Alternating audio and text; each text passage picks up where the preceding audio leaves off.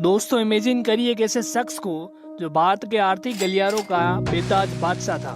वो इंसान जिसके नाम से शराब, एविएशन सेक्टर और ग्लैमर की दुनिया जुड़ी थी, जिसने अपनी पार्टियों से लेकर अपनी लाइफस्टाइल तक हर चीज को एक ब्रांड बना लिया था, जिसके चलते उसे एक टैगलाइन मिली, the king of good times. लेकिन फिर अचानक वो चमक फीकी पड़ गई और 9,000 करोड़ से भी ज्यादा का बैंक घोटाला करके विदेश भाग जाता है। ये कहानी है विजय माल्या की। लेकिन आखिर कैसे विजय माल्या लगभग 9,000 करोड़ से भी ज्यादा का घोटाला करके देश छोड़ के भाग जाता है, आइए जानते हैं। But beneath the glamour lurked massive debts. Kingfisher was bleeding money, unable to pay salaries or taxes. Banks sought repayment. Investigations began. Then in March 2016, Malia boarded a flight to London, leaving debts of nearly 9,000 crores behind.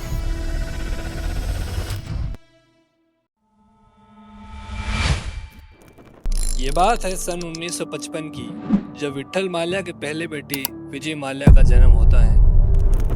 Vijay Mallya की शुरुआती शिक्षा भारत में हुई, जिसके बाद उन्होंने विदेश में हायर एजुकेशन प्राप्त की। साल 1970 के दशक के अंत में विजय माल्या भारत लौटे और तुरंत अपने पिता के बिजनेस यूबी ग्रुप में शामिल हो गए। उन्होंने कंपनी के ऑपरेशन, मार्केटिंग स्ट्रेटजी और नए प्रोडक्ट डेवलपमेंट में महत्वपूर्ण योगदान दिया। फिर वो दिन आया 1983 का। उनके पिता विट्ठल माल्या के आकस्मिक निधन के बाद विजय माल्या ने यूबी ग्रुप की कमान संभाली। उन्होंने यूबी ग्रुप को केवल शराब और बियर तक सीमित नहीं रखा, बल्कि एविएशन, स्पोर्ट्स, मीडिया और रियल एस्टेट जैसे कई सेक्टर्स में इसका विस्तार किया। लेकिन किंगफिशर एयरलाइन इसका सबसे महत्वाकांक्षी कदम था, जिसने भारतीय एविएशन सेक्टर में लग्जरी का एक नया चैप्टर लिखा। हर तरफ उनका ग्लैमर, उनकी पार्टियां और उनकी सक्सेस की चर्चा थी। लेकिन ये शानदार उदय अपने साथ एक बड़े पतन की कहानी भी लेके आने वाला था। किंगफिशर एयरलाइन विजय माल्या का सबसे बड़ा सपना था और यही उनके डाउनफॉल का भी कारण बना। 2007 में हुआ एयर डेक्कन का अधिग्रहण किंगफिशर के लिए एक महंगा जुआ साबित हुआ। एयरलाइन पहले से ही घाटे में थी और इस अधिग्रहण ने उनके फाइनेंशियल बोझ को कई गुना बढ़ा दिया। एयरलाइन को जिंदा रखने के लिए माल्या ने भारतीय बैंकों से भारी लोन लेना शुरू कर दिया। 17 बैंकों के एक संघ ने, जिसमें भारत का सबसे बड़ा बैंक SBI भी शामिल था, उन्होंने किंगफिशर को सिर्फ उसके ब्रांड वैल्यू के आधार पर 9,000 करोड़ का लोन दे दिया।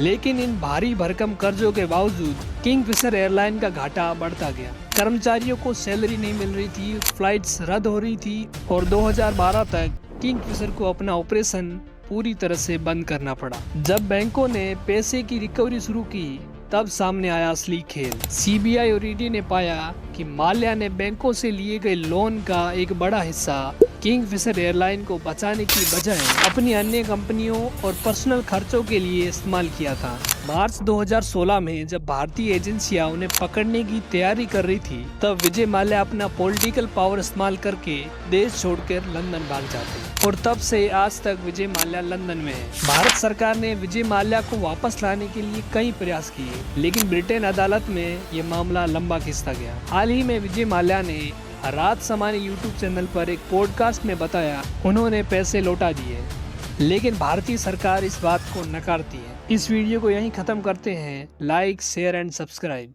धन्यवाद।